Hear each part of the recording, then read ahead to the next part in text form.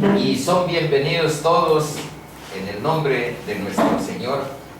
Le pedimos que nos guíe y que obre con poder en los corazones de cada uno de los presentes para enfocar sus vidas en la luz de Cristo. Te pedimos, Señor, tu intervención en el nombre de Jesús. Amén. Amén. Estamos justamente en el capítulo 18. Leímos solamente los primeros versos que hoy vamos a estudiar. Sin embargo, como un recordatorio de unas hermosísimas parábolas que estuvimos viendo la sesión anterior, queremos recordar en síntesis a qué se refiere. ¿Quiénes son los que entran en el reino de Dios? Esa pregunta surgió porque Pablo, de manera recurrente, tiene como temas centrales de su prédica: 1, Jesús es el Cristo, es decir, es el Mesías, es el enviado de Dios, es el mismo Dios que vino a salvar a la gente y a darnos vida en abundancia. Eso es el Cristo. Ese es el primer tema. Y el segundo es hablar sobre el reino, que también, digamos que fue prédica central de nuestro Señor. Ya vimos ahí en Marcos 1:15, es a donde dice esas 4 cosas. El tiempo ha llegado. 2, el reino se ha acercado. 3, arrepentíos y creed en el Evangelio. Esas son las 4 cosas que sintetizan el mensaje central de nuestro Señor en su venida a la tierra. El tiempo se ha cumplido, ya no necesitan esperar, ya llegó el Mesías, ya llegó el Salvador. El reino se ha acercado, no está a plenitud el reino de Dios en la tierra. Eso es claro. Si estuviera el reino de Dios, no habría tanta corrupción, tanta injusticia, tanta violencia, tanta depravación, tanta degradación moral de la gente. Este no es el reino de Dios. Se instaurará con la segunda venida de Jesús a la tierra para tomar precisamente la plenitud del reino. Pero hay que decir que el reino de Dios, que el reino de Jesús está en ciernes, está en el corazón de quienes siguen a Cristo. Ahora, vigente, vivo, el reino de Dios. Y por eso estamos haciendo un análisis de algunas de las parábolas que nos ayudan, por la palabra del mismo Jesús, a entender esto que parece un tanto lejano. Es una verdad espiritual que podemos aquilatar porque está en la palabra y así está dicha. La plenitud del reino cuando venga Jesús. Pero el reino existe, está vigente desde que vino Cristo. Está vivo. Ese reino, ¿en quiénes? En quienes sujetan su vida a la palabra, que es el mismo Jesús, quienes siguen las huellas del Maestro. Ahí está vivo el reino. Bueno, vamos viendo algunas cosas. Dice, el reino de Dios es el reino del perdón de pecados, de la reconciliación y la paz entre Dios y los hombres, que se comprometen voluntariamente a seguir a Cristo. Y reino significa sujeción al dominio de. Y Dios opera en la tierra a partir de su palabra, de su espíritu y de lo que la sangre de Cristo redimió. Bueno, y vimos 2 parábolas. No las voy a leer porque son bastante largas, pero se las voy a recordar. Pero primero vamos a ver los conceptos. En el reino de Dios entran personas no necesariamente religiosas. ¿Dónde vimos eso? ¿O por qué nos caen mal los religiosos? No. simplemente estamos tratando de visualizar, de vislumbrar qué dice la palabra de Dios al respecto. Y hay en Lucas 18 una de las parábolas más hermosas que Cristo nos enseñó sobre el fariseo y el publicano. Y ahí dice que antes de entrar al reino, un fariseo, bueno, esta es una interpretación, veanla, entran las personas que son conscientes de su condición pecaminosa. O sea, los que aceptan su pecado, ¿no? Los que aceptan su pecado. Y aquí tenemos a la fábula perdón, es la parábola. Yo vengo de la literatura y se me cruzan a veces los términos. Vean, a unos que confiaban en sí mismos como justos y menospreciaban a los otros, dijo también esta parábola. Se los digo a los fariseos. 2 hombres subieron al templo a orar. Uno era fariseo y el otro publicano. El fariseo, que era, esto ya, vean, ahí le voy agregando un poco para tratar de explicar lo mejor posible. El fariseo, que era un gran religioso, que estaba separado para cumplir la ley, puesto en pie, oraba consigo mismo de esta manera: Dios, te doy gracias porque no soy como los otros hombres, ladrones, injustos, adúlteros, ni aun como este que está a mi lado orando. Yo ayuno 2 veces a la semana, soy gran religioso, doy diezmos de todo lo que gano. Y vean el otro, mas el publicano estaba lejos, estando lejos, no quería ni aún alzar los ojos al cielo, sino que se golpeaba el pecho diciendo: Dios, sé propicio a mí, pecador. Y ahora vean lo que enseñó Cristo. Os digo que el publicano, descendió a su casa justificado. ¿Y qué quiere decir justificado? Perdonado de su condición, visto como justo a los ojos de Dios. Eso es lo que vino a hacer Cristo. Cumplió Él la ley para que nos vea justos a quienes lo seguimos. No nada más es perdón de pecados, es justificación, que quiere decir que Dios nos ve con la vida perfecta que Cristo tuvo. Él sí cumplió, nosotros no podemos, aunque queramos. Nuestra condición es de otra naturaleza, y aún con el poder de Dios, con el Espíritu de Dios guiando nuestra vida, nuestra condición es debilucha.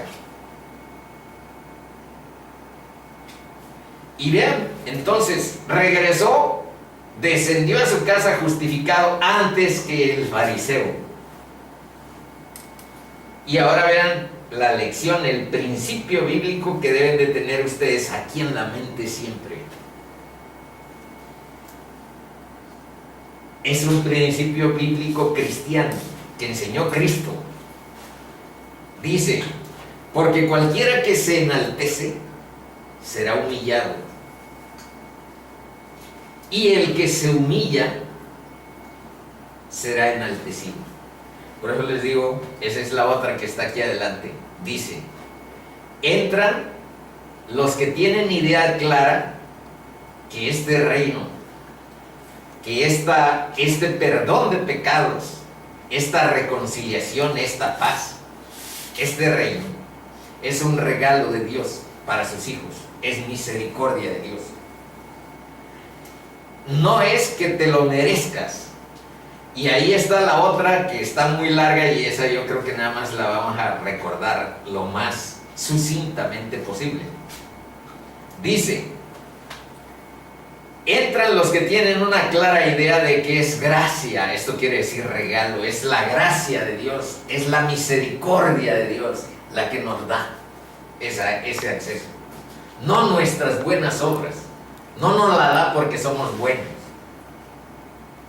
Suena feo eso, cuando menos pensando en mi madre, porque les digo que así platicando, ella piensa decir: me lo gané, estoy aquí en la gloria, en el cielo con mi Señor, porque me lo gané. me porté suficientemente bien. Eso es orgullo espiritual. Tiene que haber, como acabamos de leer antes, con una actitud distinta. Y ahí en el hijo pródigo, que es la otra parábola que estuvimos revisando, se ve claro que el hijo que regresa, el menor, que es perdonado, que hay fiesta por él, que le mataron el novillo más gordo para gozarse de su regreso, considerando que había estado muerto y ahora está vivo. Hagamos fiesta. Ese es el reino, es una fiesta espiritual, es un gozo espiritual. Pero ahí no tienes oportunidad. Imagínense que este hijo pródigo, con la fiestón que está viviendo, él tuviera la jactancia de decir, me lo gané. Por eso hay tanta fiesta en mi honor, yo me lo gané. No, iba diciendo, Padre, he pecado contra el cielo y contra ti. No soy digno de que me llames tu hijo, hazme como uno de tus empleados, como uno de tus peones. Eso iba diciendo. No iba diciendo que bien me he portado, malgasté toda tu fortuna, pero qué bueno soy. Iba en una actitud diferente.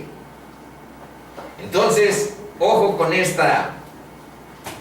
Y aquí hay otro principio. Dice, no es una religión, no es una sucesión de ceremonias y prácticas este reino. No es la creación de una jerarquía religiosa. Entonces, ¿qué es?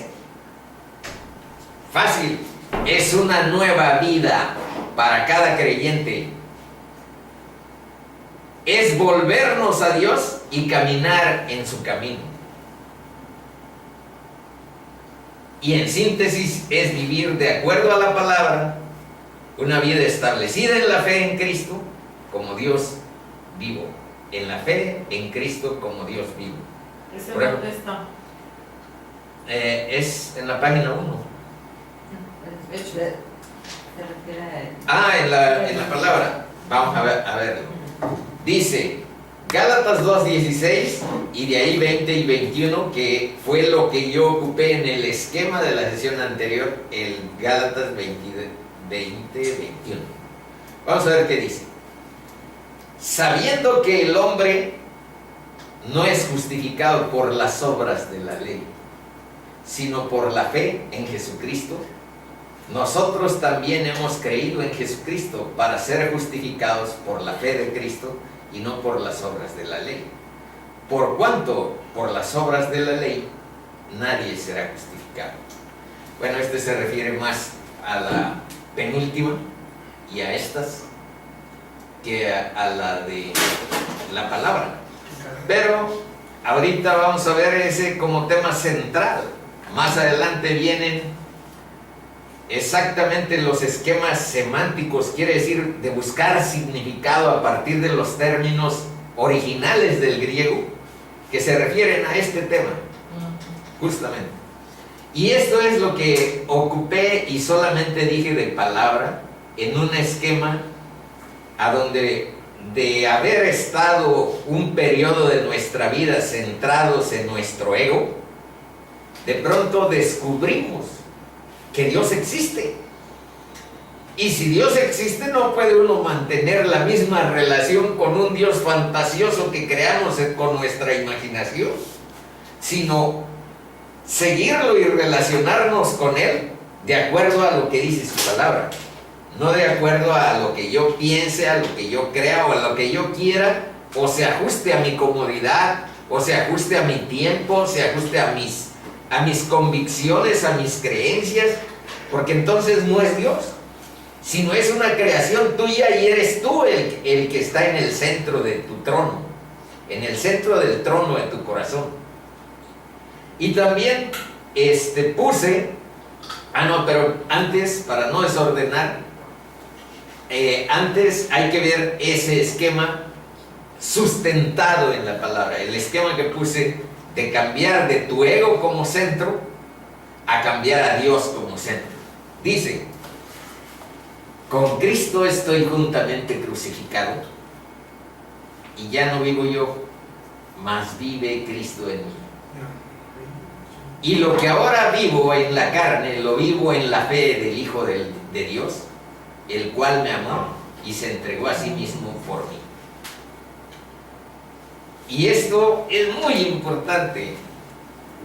Esto es lo que yo le quiero insistentemente, pero no es con insistencia, es con la intervención de nuestro Espíritu, de nuestro Dios, enseñar a personas como mi madre.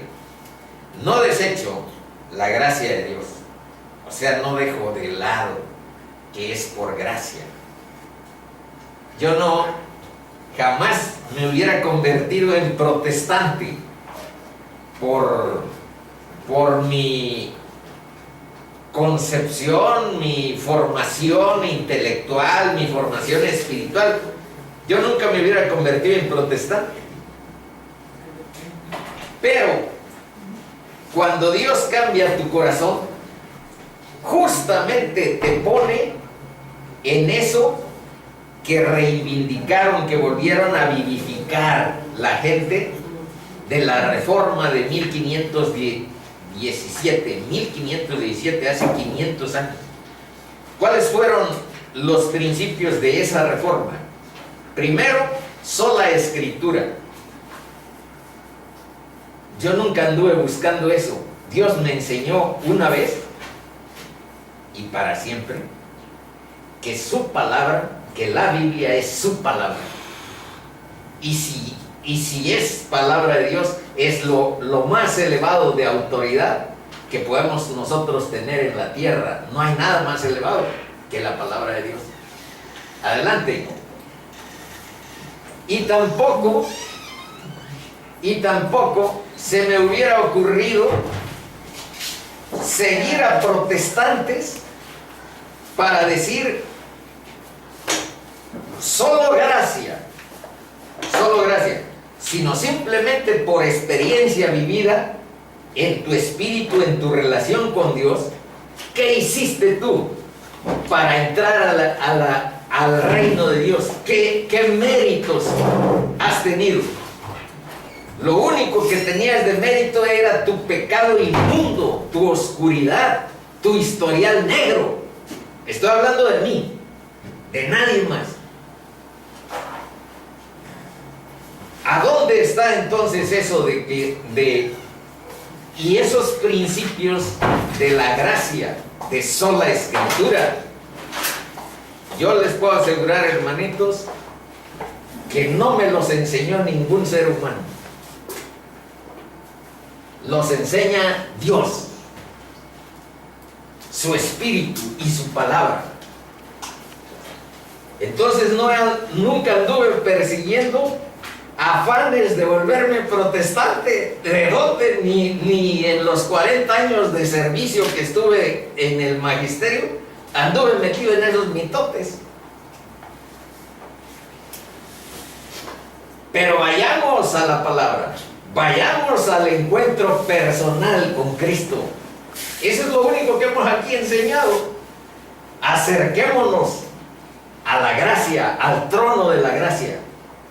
Vayamos con una actitud de arrepentimiento, digámosle nuestras transgresiones, pidamos perdón y verán si no existe el poder de Dios sobre los hombres y el reino de Dios está vivo en las personas que siguen a Cristo, porque el reino de Dios no está pleno. ¿A dónde está lleno de criminales? ¿A dónde sí está lleno de inmorales, de violentos? No está en plenitud.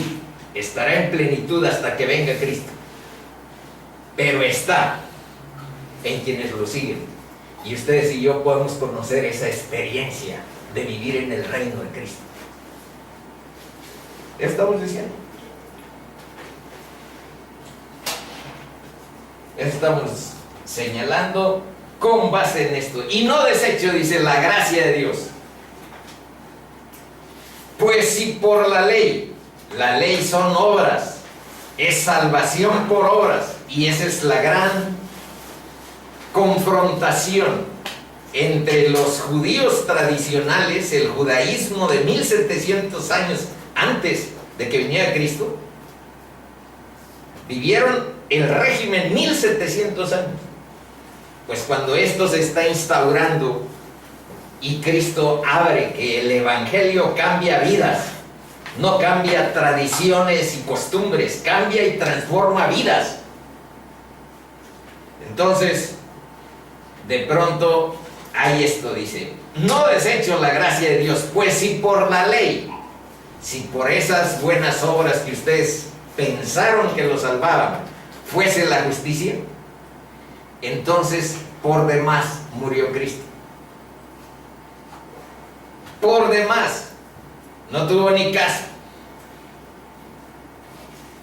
No, si tuvo el gran caso y es la única solución que la Biblia avala respecto a nuestra salvación, respecto a lo que está arriba: perdón de pecados, reconciliación, paz entre Dios y los hombres, que se comprometen voluntariamente, porque Dios en ningún momento va ni mínimamente a sesgar tu libertad, tu capacidad de optar. Más adelante van a ver algo sobre la presencia de lo negro, la presencia del mal, que está aquí enfrente y que no siempre es con las truculencias que estamos mencionando, violencia, inmoralidad, eso es lo más truculento. Pero hay presencia sutil de la maldad. Y más adelante la veremos, pero ahorita lo que estamos enfatizando es lo siguiente: Dios da de manera irrevocable dones, y un don que nos dio desde el principio y que es el origen del pecado es la libertad. Opta, vida o muerte, bendición o maldición, ahí está. Y todavía dice: pero tú eliges la vida para que vivas tú y tu descendencia. Cuando está enfatizándote eso en Deuteronomio 30 está eso. Dice: pongo a la tierra y a los cielos por testigo que puse delante de ti la vida y la muerte, la salvación y la maldición. La bendición, dice, no dice la salvación, dice la bendición o la maldición. Y también te dice esa parte de Deuteronomio 30, dice: escoge pues la vida. Escoge pues la vida para que vivas tú y tu descendencia. Pero tienes la opción de escoger la muerte. Pero tienes la opción de escoger la maldición en vez de la bendición. Yo te hice libre, chiquito. Y eres libre de entrar o no, de buscar o no el reino de Jesús. Eres libre. Y no hay nadie que pueda torcer eso, porque Dios te hizo así. Entonces sabrá siempre. Tania le he oído decir que Dios es un caballero. Pues no sé si sea tan adecuado el término. Dios es poder, es soberanía, y por su soberanía nos dio eso. Yo así lo diría, pero ella pues es más elegante. Esto ya lo vimos en alguna ocasión, pero como aquí estuvimos hablando de una vida establecida en la fe en Cristo como Dios vivo, y es muy poco y escasa.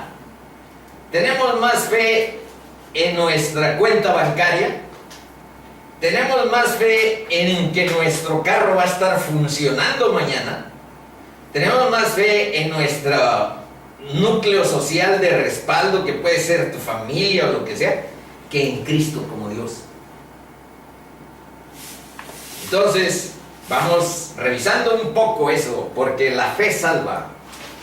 Porque la fe, vean lo que aquí dice: sin fe es imposible agradar a Dios, porque es necesario que el que se acerca a Dios crea que le hay y que es galardonador, da la gloria, da la vida eterna, es galardonador de los que le buscan. Eso está dicho en Hebreos 11:6 y es uno de los primeros versos que aquí vimos en enero del 2018, este versito, porque quien se acerca, dice, es necesario que el que se acerca a Dios crea que le hay y que es galardonador de los que le buscan. Entonces, es una revisión, es un repaso dice, hay una pregunta, ¿por qué cuesta trabajo creer lo que no vemos? Pues porque nuestra cultura nos dice ver para creer. Y el cristianismo nos dice al revés, cree para ver, cree para ver. Pero nosotros seguimos más a Santo Tomás. Ver para creer. Si no veo, no creo. No, pues ahí está el enredo. Eso es lo que cuesta trabajo.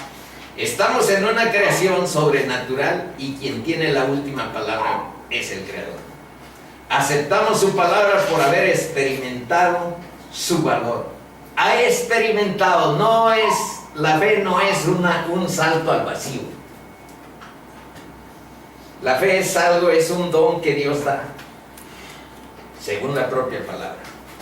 Ahora vamos a ver otros conceptos sobre el mismo término. Dice, la fe es pues la certeza de lo que se espera. Aquí hay una definición bien padre. Certeza de lo que se espera, primero. Y dos, la convicción de lo que no se ve.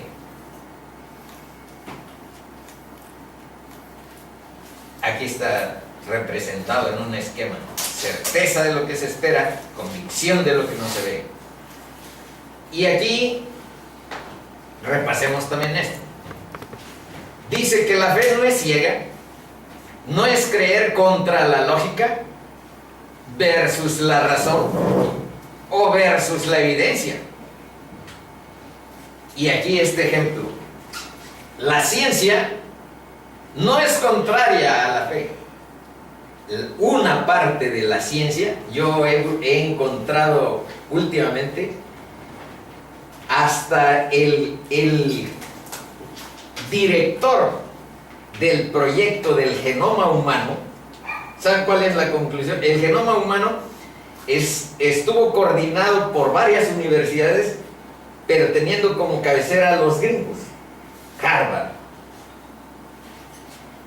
Pero tenían enlazados a equipos de investigadores científicos de Japón, de China, de Europa y los americanos. Ahí estaba el director del genoma humano. Y resulta que la conclusión, ya después de haber encontrado partícula por partícula de los cromosomas de nuestro genoma, ¿saben cuál es la conclusión? Lo que dijo el director. Dice, el creador del genoma humano es el Dios de la Biblia. Entonces, ahora que no pertenezco a la ciencia atea, les puedo asegurar que hay extraordinarios científicos cristianos. Y bueno, antes de la edad del siglo de oro o de la ilustración, como ustedes le quieran llamar, Isaac Newton, René Descartes y todos esos fueron cristianos, científicos destacados. Y también, nada más que ese ya es del siglo XX, Albert Einstein, justamente.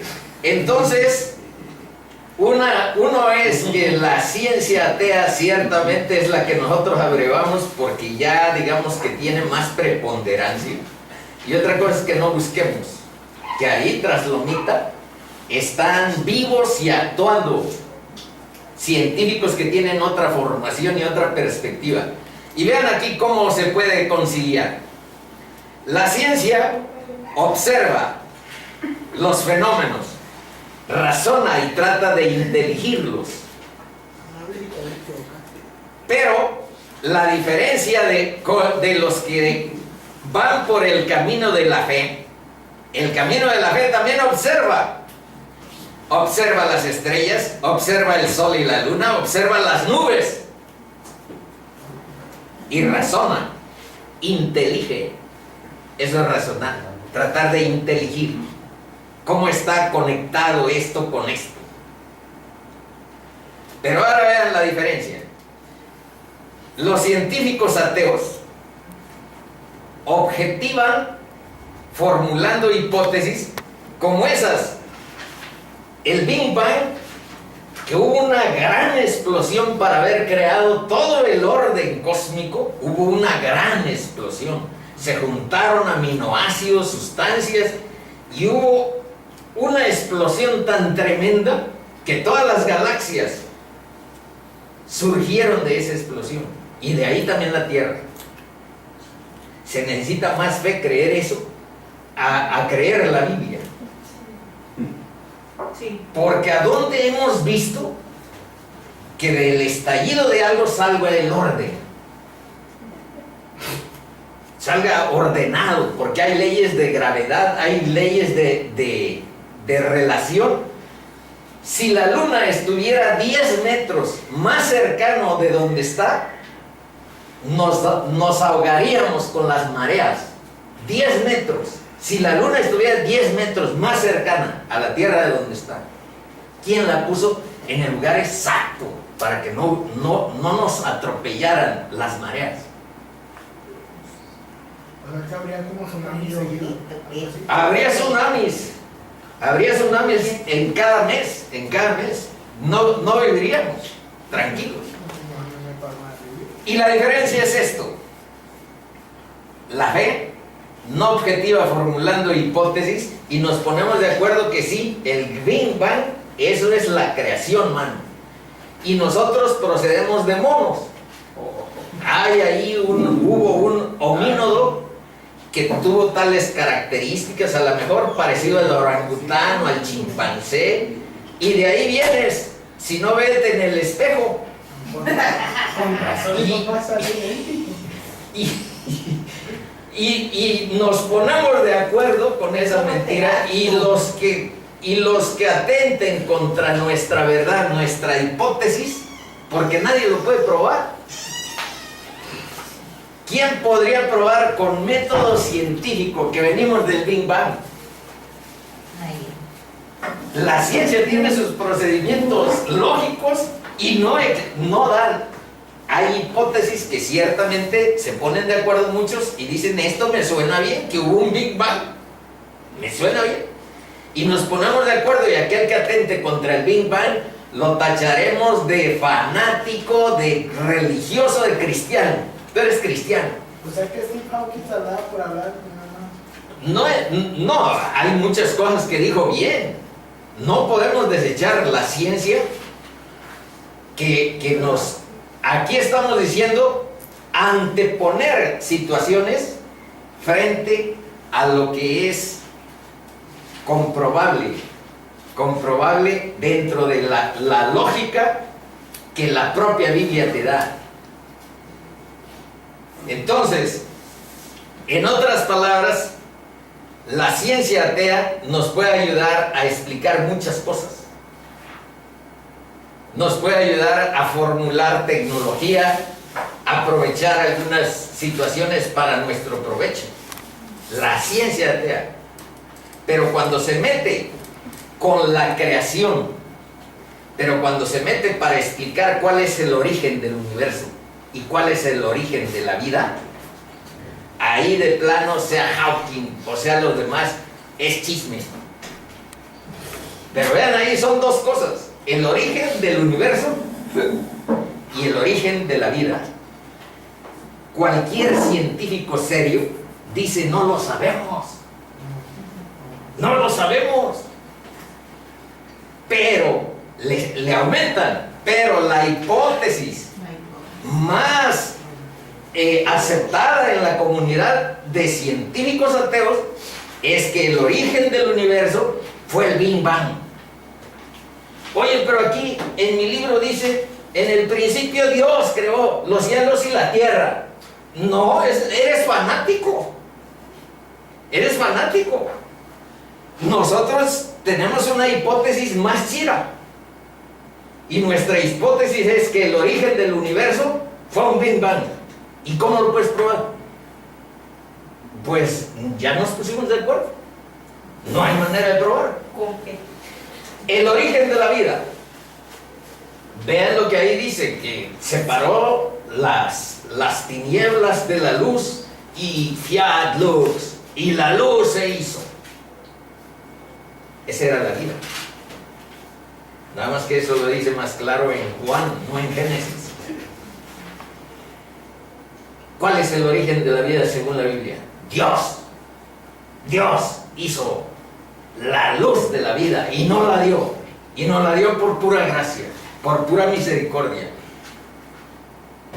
Pero aquí si vas con los científicos ateos dicen, bueno, pues a nosotros nos parece que el origen de la vida es que se juntaron seres unicelulares con los aminoácidos más sencillos unicelulares, de una sola célula se formó todo, la complejidad. ¿Se puede comprobar?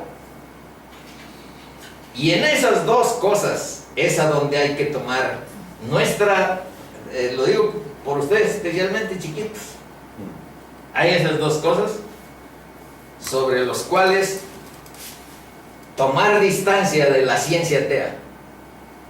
Y lo demás no tenemos por qué desecharlo. Yo me formé científicamente. Y les puedo asegurar que necesitan formarse criterios científicos de la realidad. Pero ahí hay dos aspectos sobre los cuales ningún científico serio puede hablar. Uno, ¿cuál es el origen del universo? Dos, ¿cuál es el origen de la vida? Sobre eso, vayámonos a lo que dice la Biblia y a lo que Dios guía con su palabra. Punto final. Y si nos dicen fanáticos y si nos dicen religiosos oscuros o lo que quieran, pues que nos digan. Pues que nos digan. Más adelante vamos a ver que Cristo anticipó varias situaciones al respecto. Bueno, esto solamente lo leímos. Y hoy espero que lo estudiemos. Porque es diferente nada más leer, como lo hicimos la semana pasada, a ir formulando preguntas, tratando de profundizar, buscando elementos explicativos en otros versos paralelos en la propia Biblia, que nos ayude a buscar ese principio que la Biblia se explica a sí misma en la interacción de sus libros y de sus versos. Ayuda a encontrar el significado que buscamos. Dice: después de estas cosas, Pablo salió de Atenas y fue a Corinto. Aquí les busqué un acercamiento, porque acá esto pareciera que es una isla, ¿no? Parece Creta, parece Rodas, parece Chipre. Pero no es una isla, es una península. Y esa península se llama Peloponeso, esta península. Y península quiere decir tierra rodeada de mar, pero que está dentro o conectada con una zona continental, porque tierra rodeada de mar es una isla, pero aquí no es tal, sino que está conectado, es una península. Nosotros tenemos dos penínsulas, la de Baja California y la de Yucatán. Están rodeadas de mares. Bueno, y aquí se ve más padre, es un acercamiento, porque aquí desde lejos no se ve bien. Es un acercamiento. Aquí de Atenas a Corinto hay más o menos 62 kilómetros, como de Iguala a Teloloapan. Necesitaron como un día y medio para caminar de aquí a acá, a Corinto. 62 kilómetros, está lejos, para ir caminando, porque acuérdense que ahí no hay ni tren, ni autobús. Bueno, ahora sí hay. Y esta ciudad es tenebrosa en cuanto a inmoralidad. Aquí dice, es el centro político y comercial de Grecia, es página 5, está ubicada en el istmo. Istmo quiere decir una reducción, muy delgadito de Corinto, que conectaba la península de Peloponeso con el resto de Grecia.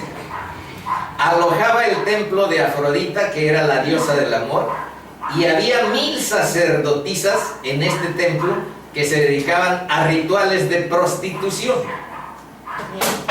Entonces, si querías insultar a una persona en este tiempo, basta con que le dijeras corintio. Era un gran insulto decirle corintio.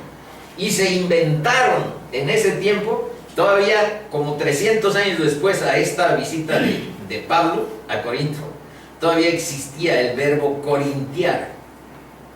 Entonces decirle a alguien vamos a corintiar era decir vamos al destrampe, al relajo, al reventón, a cosas Como de esas. decir, vamos a costerear. Más o menos, vamos a costerear. Pero esas sacerdotisas eran de otros dioses. Eran de Afrodita, Ah, de Afrodita, diosa del amor y de la fertilidad, de la fertilidad.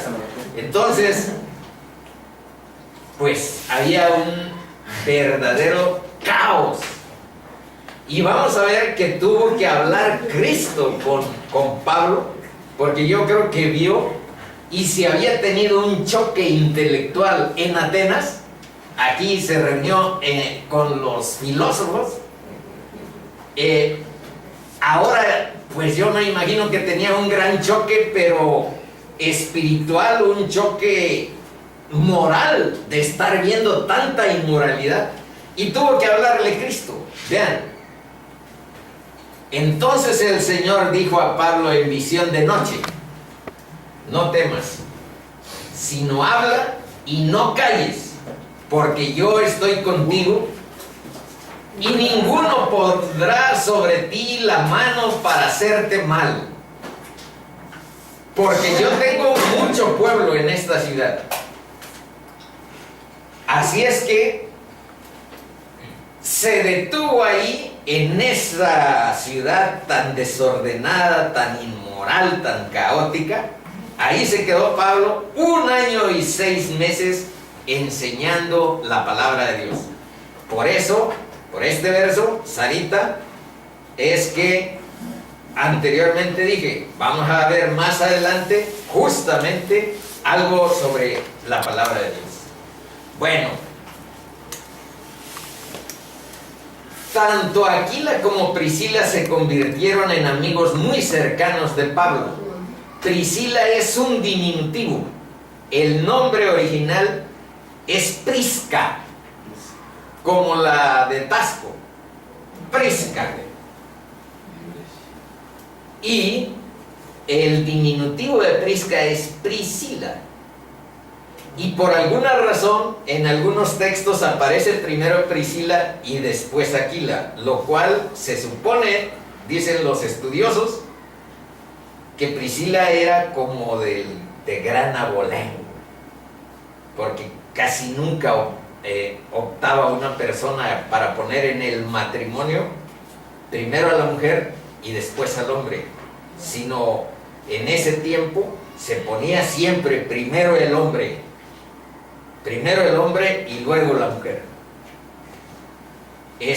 Pero aquí hay inversión, porque esta Priscila, hay algunas razones que indican que era una persona de alto abolengo social.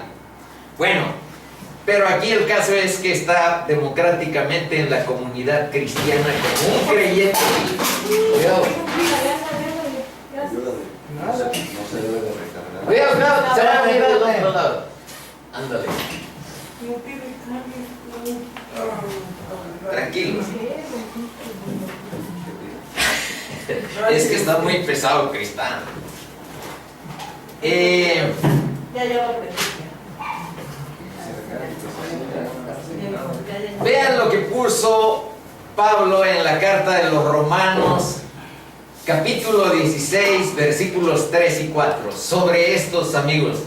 Yo digo, nada más que esta sí es una interpretación, que Cristo mandó a Aquila y a Priscila ahí para que se juntaran en Corinto con Pablo, para cubrir su desánimo, porque venía de Atenas, a donde había habido muy poquitos convertidos, pero que no se formó ninguna congregación.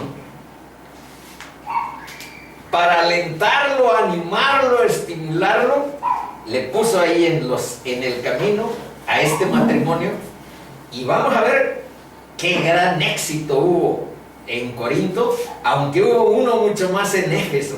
Más adelante vamos a ir viendo toda esa historia. Aquí basta con decir que el principal de la sinagoga, grábense esta parte, el principal de la sinagoga, Crispo, creyó en el Señor con toda su casa, y muchos de los corintios, oyendo, creían y eran bautizados. Ponen, después de que este principal de la sinagoga se convierte en cristiano, ponen después a otro que fue a hacer bronca contra Pablo. Pero más adelante vamos a ver que ese que se volvió otra vez en el principal de la sinagoga, se volvió a convertir a cristiano. Y entonces Pablo les manda una carta, porque lo visitan, y habla del nuevo principal. Pero ahorita grábense esto: el principal de la sinagoga, Crispo, creyó en el Señor. Más adelante vamos a ver algo. Estamos aquí. Saludad a Priscila y Aquila, mis colaboradores en Cristo Jesús, que expusieron su vida por mí. Está hablando Pablo de este matrimonio, a los cuales no solo yo doy gracias, sino también todas las iglesias de los gentiles.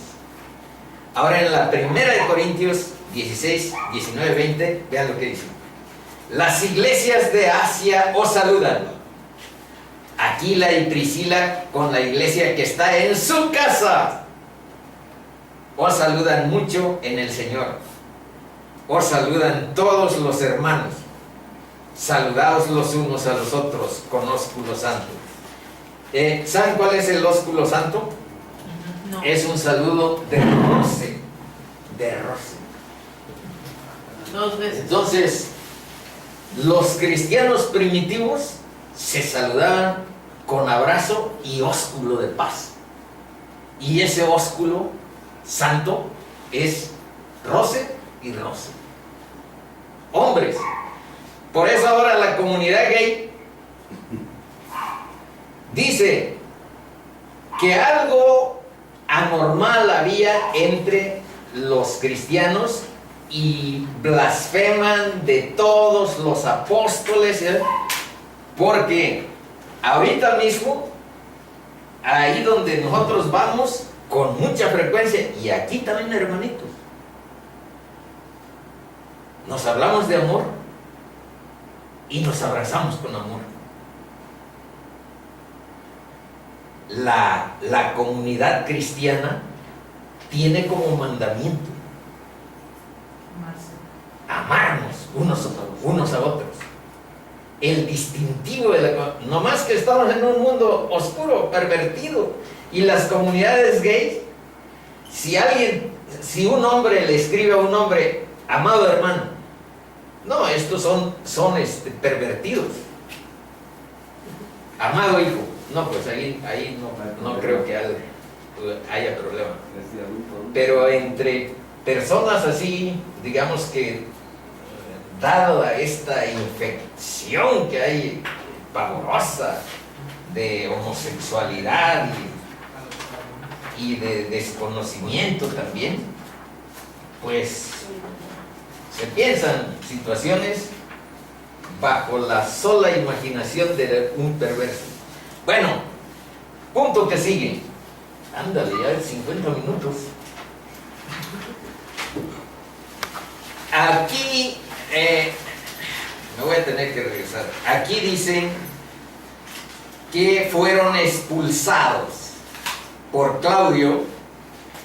Dice, por cuanto Claudio había mandado que todos los judíos saliesen de Roma. No vimos gran cosa por qué. ¿Por qué había expulsado? El emperador fue el cuarto emperador de los romanos, Claudio. Y no vimos por qué. Entonces, vean lo que dice Suetonio, un historiador romano. Dice que el emperador Claudio expulsó a los judíos porque provocaban alborotos continuamente en Roma a instigación de un Cresto. No está mal escrito, así lo escribió Suetonio. Todo este alboroto entre los judíos por los que fueron expulsados de Roma por este emperador se debió a la instigación de Cresto. Ahora ya este es un comentario. En realidad se estaba refiriendo a disturbios causados por el cristianismo predicado en las sinagogas judías de Roma por predicadores que no conocemos. La Biblia no habla. Pablo fue a Roma y también Pedro, pero muchos años después de estos. Aquí estamos en el año 49, la expulsión de Claudio de esta gente de